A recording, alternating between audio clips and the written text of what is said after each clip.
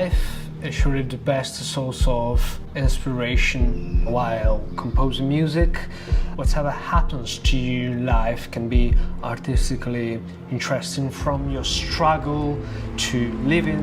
Everything can be interesting. And then when I grew up, I started to insert also some philosophical and poetical sorts of inspirations into my music, but the base is life. I am Luca Stradivari. I am the last descendant of Antonio Stradivari. I'm a classical composer, performer, and from time to time I like also to make my own violins.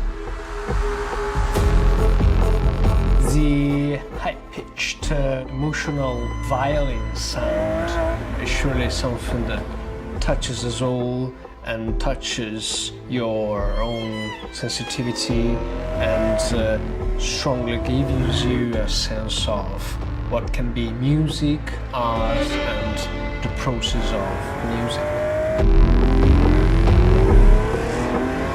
Harmony is made up of all the elements of an instrument, from the wood you choose to the varnish. Everything is fundamental and goes to build up a particular sound.